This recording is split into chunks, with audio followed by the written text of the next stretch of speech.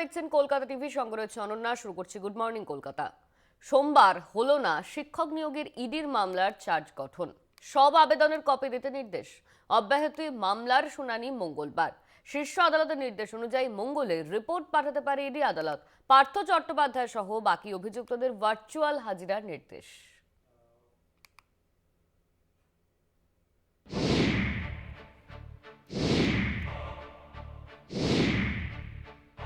সোমবার হলো না শিক্ষক নিয়োগের ইডির মামলার চার্জ গঠন। ইডির বিশেষ আদালতে 4 জনের বিরুদ্ধে এই মামলায় চার্জ গঠনের কথা ছিল। সেই মতো তাদের হাজিরার নির্দেশও দেওয়া হয়। তবে কুন্তল ঘোষ, তাপস মণ্ডল, মানিক ভট্টাচার্য, তার স্ত্রী শতরূপা ও ছেলে সৌভিক সহ মোট 9 জন যাঁদের বিরুদ্ধে অভিযোগ রয়েছে তারা মামলা থেকে অব্যাহতি চেয়ে নতুন করে মামলা দায়ের করেন। সেই কারণেই চার্জ গঠন প্রক্রিয়া পিছিয়ে যায়। একই সঙ্গে সুশীল মেহতা নামে ব্যবসায়ীও এই আবেদন জানান। অভিযুক্ত সুশীল মেহতার আইনজীবী আদালতে দাবি করেন, পার্থ চট্টোপাধ্যায়ের বিরুদ্ধেই শুধু চার্জ গঠন করা হোক। 10,000 পাতার নথি পড়ার সুযোগ পাননি বাকি অভিযুক্তদের আইনজীবীরা। সোমবার 10 লক্ষ টাকার বন্ডে জামিন পান বেঙ্গল মার্লিনের মালিক সুশীল মেহতা। এদিন আদালত বাকি অভিযুক্তদের নির্দেশ দেয় 26শে ডিসেম্বর থেকে 6ই জানুয়ারি 2025 সুশীল মেহতাকে শর্ত সাপেক্ষে বিদেশ যাত্রার অনুমতি।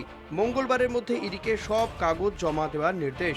অব্যাহতি চেয়ে নতুন মামলার সব আবেদনের কপি দিতে নির্দেশ। সুপ্রিম কোর্টের ডাইরেকশন অনুযায়ী লার্নেড কোর্ট, যিনি এই কেসটা ট্রায়াল করছেন, তিনি অনেক চেষ্টা করছেন যাতে তাড়াতাড়ি কেসটা এগিয়ে নিয়ে যাওয়া যায় এবং অ্যাকিউজডরাও যথেষ্ট কোঅপারেট করছেন। কিন্তু দেখা গেল যে শেষ পর্যন্ত আজকের দিনে দাঁড়িয়ে যেটা বারবার লার্নেড কোর্ট চাইছিলেন যে একটা চার্জ গঠনের দিকে এগোবেন, সেটা করা গেল না। মূলত এনফোর্সমেন্ট ডাইরেক্টরেট সমস্ত অ্যাকিউজদের যে নথিটা দিতে হয় সেটা প্রপারলি দিয়ে উঠতে পারেননি। তো সেইটা একটা মূল কারণ। এছাড়া 2-4 জন কোম্পানির ক্ষেত্রে রিপ্রেজেন্টেশনের যে নথি সেটা জমা হয়নি। তাই আগামীকাল এগুলোর জন্য কোর্ট রেখেছেন। এবার চার্জ গঠনের ব্যাপারে কি করবেন সেটা আগামীকাল জানা যাবে। সোমবার আদালতে ঢোকার সময় পার্থ চট্টোপাধ্যায় বলেন তিনি নির্দোষ, আইনের প্রতি তাঁর আস্থা আছে। পার্থ চট্টোপাধ্যায়, অর্পিতা, কুন্তল, কালীঘাটের কাকু, মানিক, শান্তনু, সন্তু সহ অভিযুক্তরা এলেও সিবিআই চার্জশিটে রয়েছে একাধিক সংস্থার নাম। সেই সব সংস্থাগুলির মধ্যে কয়েকটি সংস্থার তরফে কোনো প্রতিনিধি সোমবার হাজির ছিলেন না। বোর্ড রেজলিউশন করে চার্জ গঠনের সময় সেই সংস্থাগুলির কোনো রিপ্রেজেন্টেটিভ আদালতে হাজির থাকবে তা ঠিক করে মঙ্গলবার হাজির হতে বলা হয়। পার্থ চট্টোপাধ্যায় সহ বাকিরা যারা জেল থেকে এসেছিলেন মঙ্গলবার তাদের ভার্চুয়াল প্রোডাকশনের নির্দেশ। মঙ্গলবার এই মামলার চার্জ গঠনের প্রক্রিয়া শুরু হতে পারে বলে ইডি সূত্রে খবর। শুভঙ্কর মণ্ডলের রিপোর্ট, কলকাতা টিভি।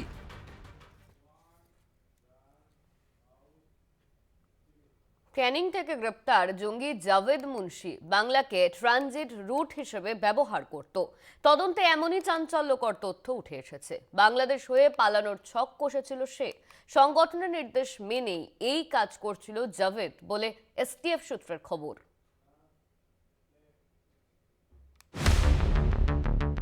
ক্যানিং থেকে ধৃত কাশ্মীরি জঙ্গি জাভেদ মুন্সির গ্রেফতারিতে উঠে এসেছে চাঞ্চল্যকর তথ্য, আর তাতেই নড়েচড়ে বসেছে প্রশাসন। সূত্রের খবর, ধৃত জঙ্গি বাংলাকে ট্রানজিট পয়েন্ট হিসেবে ব্যবহার করত। পাশাপাশি এসটিএফ সূত্রে খবর, তেহরিক-ই মুজাহিদিনের সক্রিয় সদস্য জাভেদ দলের নির্দেশেই বাংলাদেশে পাকিস্তান পালিয়ে যাওয়ার ছক কষে। আইইডি বিস্ফোরক বানাতে সিদ্ধহস্ত ওই সন্ত্রাসবাদী উপত্যকায় একাধিক নাশকতার সঙ্গে যুক্ত ছিল বলে সূত্রের খবর। 31শে ডিসেম্বর শ্রীনগর সদর আদালতে পেশ করা হবে ধৃত জঙ্গিকে। কিভাবে জঙ্গিরা পশ্চিমবঙ্গকে ব্যবহার করে বাংলাদেশে যাতায়াত করছে তা নিয়ে ভাবিত গোয়েন্দারা। বাংলাদেশে যেতে ভারত বাংলাদেশের সীমান্তের ভৌগোলিক অবস্থার সম্পূর্ণ সুবিধা নেয় জঙ্গিরা। বসিরহাট থেকে বঙ্গোপসাগর পর্যন্ত গোটা সীমান্তটাই নদীর ওপর দিয়ে, ফলে সেখানে কাঁটাতারের বেড়া দেওয়া সম্ভব নয়। প্রায় 130 কিলোমিটার সীমান্তের অনেকটাই অরক্ষিত। নদী পার করতে পারলেই ওপারে বাংলাদেশ। নিশ্চিন্তে আত্মগোপন করতে পারে সন্ত্রাসবাদীরা। স্থানীয় সূত্রে খবর, ক্যানিং থেকে অবৈধ উপায়ে বাংলাদেশে যাওয়ার একাধিক পথ রয়েছে। তার মধ্যে সব থেকে জনপ্রিয় হল ক্যানিং থেকে সন্দেশখালী হয়ে বাংলাদেশের সাতক্ষীরায় পৌঁছানো। দালালদের হাতে কয়েক হাজার টাকা দিয়ে বিএসএফ এর চোখ এড়িয়ে এই পথে যাতায়াত করেন অনেকে। জঙ্গিরা বাংলাকে সেফ করিডোর হিসেবে ব্যবহার করে। রাজ্য পুলিশ গোয়েন্দাদের আরো সতর্ক থাকার পরামর্শ দিলেন প্রাক্তন ব্রিগেডিয়ার আর কে দাস। ক্যানিংয়ে যে ধরা পড়েছে জঙ্গি ধরনের লোক, এটা কিন্তু বুঝে যাচ্ছে স্পষ্ট কি বাংলা, পশ্চিমবঙ্গ এখন একটা সেফ হেভেন তৈরি হতে চলেছে। কেন, এটা অনেক আগের থেকেই ছিল, তবে এখন আরও বেশি, এবং তার জন্যে আমাদের স্টেটের পুলিশ, ইন্টেলিজেন্স, সিআইডি এদের অনেক বেশি তৎপর হতে হবে। গঙ্গাসাগর ও কুম্ভ মেলার নাশকতার ছক কষতে পারে জঙ্গিরা, সেদিকে কড়া নজর রাখতে হবে প্রশাসনকে। প্রথম হচ্ছে গঙ্গাসাগর মেলা, দ্বিতীয় হচ্ছে কুম্ভ মেলা। তো এই দুটো মেলাতে লক্ষ লক্ষ হিন্দুরা থাকবে, তখন এই ধরনের যারা নাকি জঙ্গিরা, ওরা কিন্তু অনেক কিছু করার জন্য ওদের প্ল্যানিং রয়েছে। জঙ্গিরা যাতে অবৈধভাবে সীমান্ত না পেরোতে পারে সেই কারণে ড্রোনের মাধ্যমে নজরদারি চালানো হয়, জানালেন প্রাক্তন ব্রিগেডিয়ার আর কে দাস। ওখানে অনেক নদী খাল আছে যেখানে বর্ডারের মধ্যে যে তারের যে ফেন্সিংটা আছে, সেই ফেন্সিংটা অনেক জায়গায় অতটা পোক্ত না। তো বিএসএফ তো ওখানে করছে, টহল দিচ্ছে, কিন্তু তার উপরে যখন নাকি ড্রোন দিয়ে আমরা এটা নজরদারি আকাশের মাধ্যমে চালাচ্ছি। ক্যানিং থেকে ফের জঙ্গি ধরা পড়তেই শোরগোল শুরু হয়েছে। সীমান্ত রক্ষীদের নজর এড়িয়ে যাতে জঙ্গিরা সীমান্ত পেরোতে না পারে সেদিকে কড়া নজর রেখেছে প্রশাসন। পাশাপাশি শীতকালীন উৎসবে যাতে কোনো ধরনের নাশকতা না ঘটে সেদিকেও রাজ্য পুলিশ, গোয়েন্দা সহ প্রশাসনিক আধিকারিকদের সজাগ থাকার পরামর্শ দিয়েছেন প্রাক্তন সেনা কর্তারা। কলকাতা টিভি।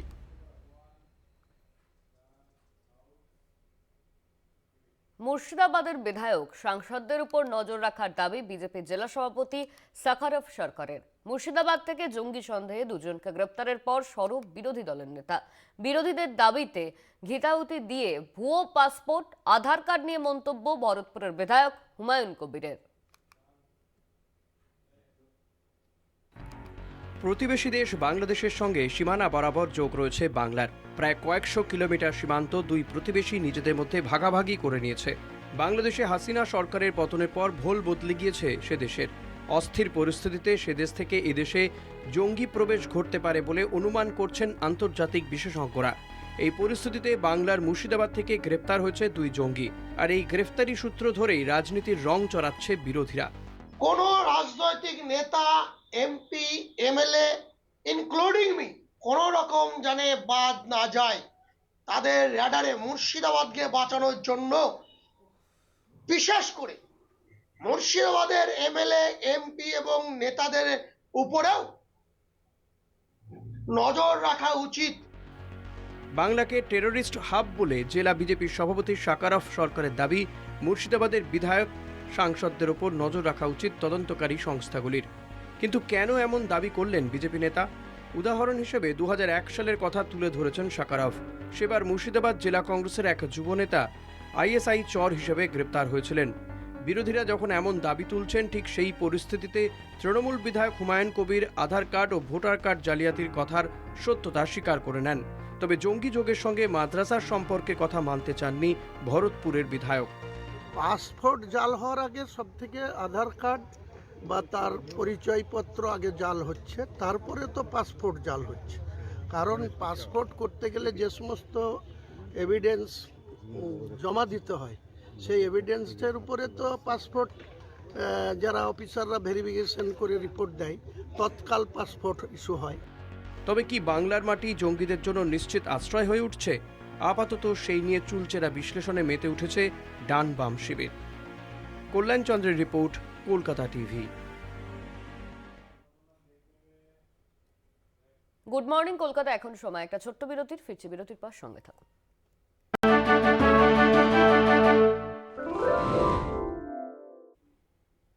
ফিরে এলাম বিরতির পর।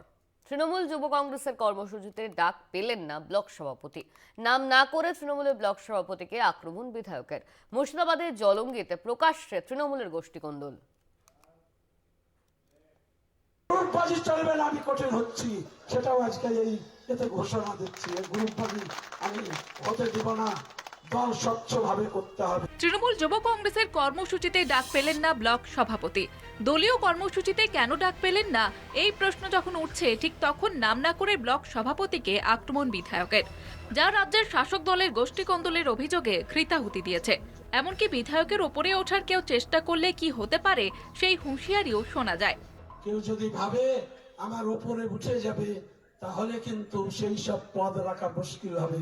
আমি নাম করে কাউকে বলবো না, আমি খুব কাছে থেকে শুনেছি, আমি সেটা তদন্ত করেছি সাবধান হয়ে যাওয়ার জন্য। আমি বিধায়ক হিসাবে, আজ জলাঙ্গি বিধানসভার নেতা হিসাবে আমি হুঁশিয়ারি দিচ্ছি, তাদের জায়গা বেশি দিন থাকবে না। জলঙ্গিতে আগামী দিনে থাকবে না তৃণমূলের অস্তিত্ব।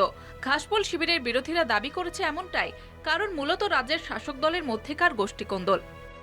আজকে মাসুম আলী সে রাজনৈতিক বিরোধিতা হতে পারে আমার সঙ্গে, কিন্তু তার রাজনৈতিক যে ধারা, মানুষের সঙ্গে মেশা বা কথাবার্তা বলা, তৃণমূলের কালচার থেকে কিছুটা হলো যেন একটু অন্য টাইপের, সেই জায়গাটা বিধায়ক নিতে পারছে না। এই বিধায়ক আছে, বিধায়ককে যে যত টাকা মেরে দিতে পারবে, যে যত দুর্নীতির সঙ্গে যুক্ত থাকতে পারবে, তার সঙ্গে তত বিধায়কের লেনদেন হবে, তৃণমূল দলের লেনদেন। সব জায়গায় নিচু স্তর থেকে একদম নেতা মন্ত্রী পর্যন্ত কিভাবে যারা সবাই বিভিন্ন জায়গায় দুর্নীতিতে জড়িত এবং অনেক নেতা মন্ত্রী জেলও খাটছে, এটা আজকে সাধারণ মানুষের কাছে প্রমাণ হয়ে গেছে। আর জলঙ্গিতে তৃণমূল কংগ্রেস আগামী দিনে থাকবে না, এরা এই গোষ্ঠী কন্দলেই শেষ হবে। সাধারণ মানুষ এটা বুঝে গেছে। আগামী 26-এর নির্বাচনে এই গোষ্ঠী কন্দল শুধু নয়, সাধারণ মানুষ এদেরকে সমস্ত দিক দিয়ে ছুঁড়ে ফেলবে। রবিবার বিকেলে মুর্শিদাবাদের জলঙ্গির কৃষক বাজারে যুব তৃণমূল কংগ্রেসের ডাকে বস্ত্র বিতরণী এবং আলোচনা সভার মঞ্চের আয়োজন করা হয়। যে ব্লক সভাপতিকে নিয়ে এত কাজিয়া, বিরোধীদের একাংশের দাবি তিনি অত্যন্ত ভালো মানুষ, বরং বিধায়কের সবার সঙ্গে বুঝে শুনে চলতে পারে না। টিএমসি পার্টি বা তৃণমূল কংগ্রেস একটা সার্কাসের পার্টি, মানে এরা কখন কোন নেতা কি বলেন তার ঠিক নেই। এবং এটা এমএলএ সাহেব যদি বলে থাকেন, আমি শুনিনি, বলে থাকলে উনি অবশ্যই এখানে গোষ্ঠী কন্দলের কথা বলছেন। এবং আমি যতটুকু খবর নিয়ে দেখলাম যে আজকের সভাতে ব্লক সভাপতি দক্ষিণ জোনের মাসুম আলী আহমেদ আসেননি। তবে ব্লক সভাপতি মাসুম আলী আহমেদের দাবি, তার বিরুদ্ধে এমন কথা বলতে পারেন না বিধায়ক। বিধায়ক সাহেব আমাকে নিয়ে কিছু বলবে, বিধায়ক সাহেব তো ভালো মানুষ, রাজনীতি সচেতন মানুষ, তিনি রাজনীতি করছেন, অন্য কাউকে ব্যক্তিগতভাবে বলবে আমার এরকম মনে হয়। স্বাভাবিকভাবেই এই ঘটনায় অস্বস্তি বেড়েছে রাজ্যের শাসক শিবিরে। ডোমকল থেকে রাকিবুল ইসলামের রিপোর্ট, কলকাতা টিভি। নন্দীগ্রামে পঞ্চায়েতের ঘর দখলের অভিযোগ পুলিশের বিরুদ্ধে। আদালতের দ্বারস্থ বিজেপি পরিচালিত পঞ্চায়েত, শুরু রাজনৈতিক চর্চা। পুলিশ দখল করল পঞ্চায়েতের ঘর। নন্দীগ্রামে পুলিশের বিরুদ্ধে ঘর দখলের অভিযোগ। আদালতের দ্বারস্থ বিজেপি পরিচালিত পঞ্চায়েত। 2007 থেকে রাজনীতির হটস্পট নন্দীগ্রাম। বাম আমলে নন্দীগ্রাম আন্দোলনের পর থেকে রাজনৈতিক পরিসরে বাড়তি আকর্ষণ রয়েছে এই বিধানসভা কেন্দ্রটি। গত লোকসভা নির্বাচনের পর নন্দীগ্রামে বিভিন্ন ঘটনাকে কেন্দ্র করে রাজনৈতিক উত্তেজনা ছড়ায়। আইন শৃঙ্খলা বজায় রাখার সুবিধার্থে নন্দীগ্রাম থানা ভেঙে আরও 2টো থানা এবং ফাঁড়ি তৈরির সিদ্ধান্ত নেওয়া হয়। নন্দীগ্রামের সোনাচোরা গ্রাম পঞ্চায়েতের একটি পাকা বাড়ির সামনে ঝুলিয়ে দেওয়া হয় সোনাচোরা পুলিশ ফাঁড়ির বোর্ড। 2014-15 ফিনান্সিয়াল ইয়ারের টাকাতে ওই গোডাউন ঘরটা বানানো হয়েছিল। তো সেখানে হঠাৎ করে দেখলাম যে সোনাচোরা পুলিশ ফাঁড়ি লিখে দিল। তো আমরা খালি ফাঁড়িতে জিজ্ঞেস করলাম যে এই ব্যাপারটা কি হলো। তো আমাদের বিল্ডিংয়ে হঠাৎ করে পুলিশ ফাঁড়ি হয়েছে। পুলিশ ফাঁড়ি হোক, আইন শৃঙ্খলা রক্ষার কারণে যদি প্রশাসন মনে করে যে এখানে ফাঁড়ি করতে হবে, করুক, কোনো সমস্যা নেই, সেখানে আমাদের কোনো বাধাও নেই, আমরা বরং সহযোগিতা করব। কিন্তু আমাদের পঞ্চায়েতের বিল্ডিং গোদাম ঘরকে এইভাবে তো ফাঁড়ি বানানো যায় না। যদি দরকার হতো তো ওনারা তো আমাদের সঙ্গে আলোচনা করে রেন্টেও নিতে পারত। এরপরে বিজেপি পরিচালিত সোনাচোরা গ্রাম পঞ্চায়েতের পক্ষ থেকে উচ্চ আদালতে মামলা করা হয়। যে বাড়িটি পুলিশ ফাঁড়ি হিসেবে তৈরির সিদ্ধান্ত নেওয়া হয়েছে, সেই বাড়িটি আদতে গ্রাম পঞ্চায়েতের জমিতে গ্রাম পঞ্চায়েতের আর্থিক আনুকূল্যে তৈরি। পুলিশ এবং রাজ্য জেলা পরিষদের সাথে একটা সমঝোতা করে শিক্ষা দেওয়ার জন্য, যেহেতু বিরোধী রাজনৈতিক দল এই পঞ্চায়েত চালাচ্ছে, এখানেই প্রাধান্য আর কি বিরোধী রাজনৈতিক দলের, এই কারবার করছে এবং কোর্টের সামনেও মিথ্যে তথ্য ওরা পেশ করছে। সমস্ত পক্ষকে শুনানি করার পরে আদালত আজকে একটি অন্তর্বর্তী আদেশ দিয়ে দিয়েছে। নন্দীগ্রাম পুলিশ স্টেশনকে বলে দেওয়া হয়েছে যে কোনো রকমভাবে ওই গোডাউন কোনো পুলিশ আউটপোস্ট হিসেবে ইউজ করা যাবে না। এই ঘটনা ঘিরে শুরু হয়েছে রাজনৈতিক চাপানোতর। এলাকায় আইন শৃঙ্খলা বজায় রাখতে চায় না বিজেপি, দাবি তৃণমূলের। অন্যদিকে তৃণমূলের বিরুদ্ধে একই অভিযোগ তুলেছে বিজেপি। এই বিষয়ে আমাদের কোনো বক্তব্য কিংবা মন্তব্য থাকতে পারে না, কিন্তু শুভেন্দু অধিকারীর নেতৃত্বে নন্দীগ্রামের 3-4টি অঞ্চলে বিজেপি ক্ষমতায় এসে পুরো অঞ্চলকে সন্ত্রাসের মুক্তাঞ্চল করতে চাইছে। ফলে পুলিশ ক্যাম্প এলাকাতে থাকুক তা চাইছে না বিজেপি। পুলিশ এবং রাজ্য জেলা পরিষদের সাথে একটা সমঝোতা করে শিক্ষা দেওয়ার জন্য, যেহেতু বিরোধী রাজনৈতিক দল এই পঞ্চায়েত চালাচ্ছে, এখানেই প্রাধান্য আর কি এই বিরোধী রাজনৈতিক দলের, এই কারবার করছে এবং কোর্টের সামনেও মিথ্যে তথ্য ওরা পেশ করছে। সমস্ত পক্ষকে শুনানি করার পরে আদালত আজকে একটি অন্তর্বর্তী আদেশ দিয়ে দিয়েছে। নন্দীগ্রাম পুলিশ স্টেশনকে বলে দেওয়া হয়েছে যে কোনো রকমভাবে ওই গোডাউন কোনো পুলিশ আউটপোস্ট হিসেবে ইউজ করা যাবে না। তবে পুলিশের তরফেও একটি পাল্টা যুক্তি দেওয়া হয়েছে। 2015 সাল থেকে ওই বাড়িটিতে ইএফআর ক্যাম্প ছিল। সেই ইএফআর ক্যাম্পকে ফাঁড়িতে রূপান্তর করার সিদ্ধান্ত নেওয়া হয়েছে। তবে মামলাটি যেহেতু বিচারাধীন, তাই প্রকাশ্যে কোনো আধিকারিকই মুখ খুলতে চাননি। নন্দীগ্রাম থেকে সৌম্যজিৎ চট্টোপাধ্যায়ের রিপোর্ট, কলকাতা টিভি।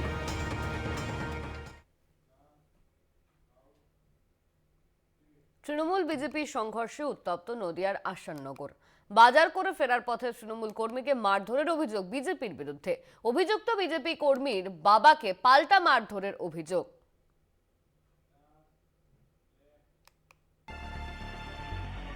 রাস্তার মাঝে বাইক আটকে মদ খাওয়ার টাকা দাবি করেছিলেন বিজেপি কর্মীরা, দিতে অস্বীকার করেছিলেন, আর তাতেই বাধে গন্ডগোল।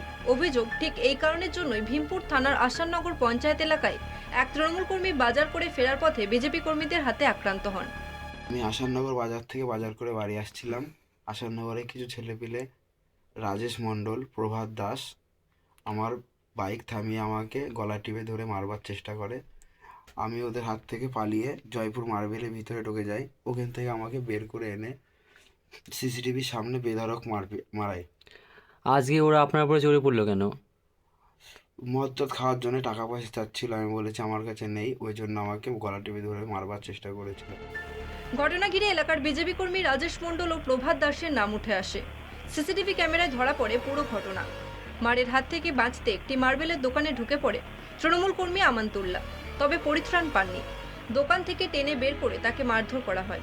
খবর প্রকাশ্যে আসতেই তৃণমূল কর্মীর সমর্থকরাও চড়াও হন বিজেপি কর্মীর বাবার উপর। অভিযোগ, বিজেপি কর্মী রাজেশ মণ্ডলকে না পেয়ে তার বাবা গণেশ মণ্ডলকে মারধর করেন তারা। পার্টি অফিসে ওখানে দাঁড়িয়ে আছে অনেক ছেলেপেলে, আমাকে রড দিয়ে মেরেছে মাজায়, তা আছে ঘুষি মেরেছে এখানে মাথায়, চর মানে মাথা চড়িয়ে আর শেষ করে দিয়েছে, মাথা ঘুরছে। আর বুকের পরে উঠেছে, গলায় পা দিয়ে দাঁড়িয়ে ছিল। হ্যাঁ, এই যে পার্থ বলে একটা ছেলে, ও মেরেছে, পার্থ বলে, ওই সুমিত আর একটা মুসলিম ছেলে। এরা মানে অনেক কয়জন ধরে আমাকে মানে আমার পেরে ধরে মারছে, সব রড মড দিয়ে সব জায়গায়, ওখানে বুকি নাতে মারছে, গলায় পা দিয়ে দাঁড়িয়ে রয়েছে। আমার সঙ্গে কোনো ওদের রাগ নেই, আমি জানবো না ওরা যে কোন শত্রুতে আমাকে মারলো, আমি বলতে পারবো না। আসাননগর গ্রামীণ হাসপাতালে চিকিৎসাধীন আমানতুল্লাহ। উভয় পক্ষ প্রশাসনের দ্বারস্থ হয়েছে।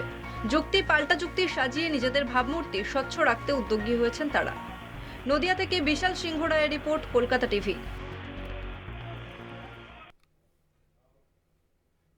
Good morning Kolkata. এখন সময় আরো একটা বিরতির, ফিরছি বিরতির পর সঙ্গে থাকুন।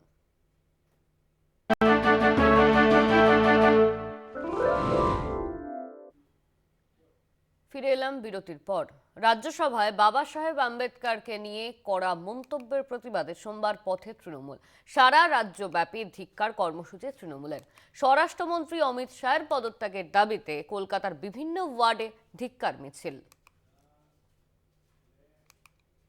अभी एक फैशन हो गया है, आम्बेडकर आम्बेडकर आम्बेडकर आम्बेडकर आम्बेडकर आम्बेडकर।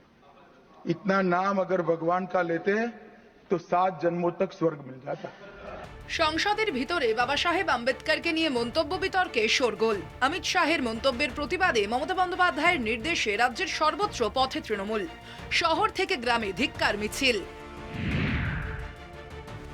এভি স্কুলের সামনে শশী পাঁজা বিক্ষোভ কর্মসূচিতে সামিল। ধিক্কার কর্মসূচিতে রাজ্যের মন্ত্রী অরূপ রায়। ভারতীয় জনতা পার্টির শাসনকালে কিন্তু সবচেয়ে বেশি নির্যাতনটাও বেড়েছে। আজকে দুঃসাহসটা দেখুন, তারা পার্লামেন্টে দাঁড়িয়ে ডক্টর বি আর আম্বেদকর সম্বন্ধে যখন এটা বলছেন, তার মানে একেবারেই নেতাকে তারা অ্যাটাক করছেন। কতটা বড় অপরাধ। আর সংবিধানের উপরে বিশ্বাস রাখছি আমরা। সংবিধানের শপথ এনারা প্রত্যেকে নিয়েছেন, তাহলে কিসের শপথ আপনি নিয়েছেন যেখানে যিনি প্রণেতা তাকে আপনি অপমান করছেন? সেই সংবিধান উপর হাত রেখে তারা কিন্তু শপথ গ্রহণ করেছেন আজকে দিনে মন্ত্রী। আপনি ভাবুন এই দুটোটা কতটা পরস্পর বিরোধী। যিনি আমাদের সংবিধান রচনা করেছিলেন, যিনি যার জন্য আমরা একটা স্বাধীন দেশের নাগরিক হিসেবে স্বীকৃতি পেয়েছি, সেই মানুষটার বিরুদ্ধে এই ধরনের সারা ভারতবর্ষে গর্জে উঠেছে। অমিত শাহের অবিলম্বে পদত্যাগের দাবিতে আমাদের এই আন্দোলন। চেতলার গোবিন্দ আরডি রোড থেকে ফিরহাদ হাকিমের নেতৃত্বে মিছিল। তিনি যে পার্লামেন্টে বাবা সাহেবকে, আম্বেদকর জিকে যেভাবে অপমান করেছেন, যেভাবে তার নাম নিয়ে কটূক্ত করেছেন, আমরা বিশ্বাস করি যে সেটা আম্বেদকর জি তো নিশ্চয়ই ভারতবর্ষের সংবিধানকে কটূক্ত করেন, ভারতবর্ষের সংবিধানকে অপমান করা। তাহলে বিজেপির কাছে প্রশ্ন করতে চাই, যে মিনিস্টার ভারতবর্ষের সংবিধানকে কটূক্তি করে অপমান করে, সে কিভাবে ক্যাবিনেটে থাকে? রেড রোডে বি.আর. আম্বেদকর মূর্তির সামনে তৃণমূলের বিক্ষোভ। বাবা সাহেবের প্রতিকৃতিতে মাল্যদান করে শ্রদ্ধা জানান তৃণমূল নেতৃত্ব। মিছিলে সামিল জয়প্রকাশ মজুমদার, সুব্রত বক্সি সহ অন্যান্য নেতারা। ধিক্কার আমরা জানাচ্ছি বিজেপিকে, বর্তমান কেন্দ্রীয় শাসক দল এবং তাদের একজন মন্ত্রী, গৃহমন্ত্রী অমিত শাহ, তিনি পার্লামেন্টে দাঁড়িয়ে যে কটূক্তি করেছেন সংবিধান প্রণেতা বি.আর. আম্বেদকরের প্রতি, তার প্রতিবাদ আমরা করছি।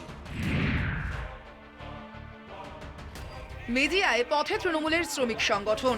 মিছিলটি বাঁকুড়ার গঙ্গাজল ঘাটির দুর্লভপুর শ্রমিক ভবন থেকে শুরু হয়ে দুর্লভপুর বাজার পরিক্রমা করে শেষ হয়। উপস্থিত ছিলেন বাঁকুড়া সাংগঠনিক জেলা তৃণমূল শ্রমিক সংগঠনের সভাপতি রথীন বন্দ্যোপাধ্যায় প্রমুখ। স্বরাষ্ট্রমন্ত্রীর মন্তব্যের প্রতিবাদে টিএমসিপির বিক্ষোভ শান্তিপুর কলেজে। বাগনান থেকে শুরু হয়ে মিছিল পৌঁছয় কলেজ ক্যাম্পাসের বাইরে। বি.আর. আম্বেদকরের প্রতিকৃতিতে মাল্যদান করে টিএমসিপি। উলুবেড়িয়াতে অধিকার মিছিল তৃণমূল কংগ্রেসের। পুলক রায়ের নেতৃত্বে তৃণমূলের প্রতিবাদ কর্মসূচি। কলকাতা টিভি।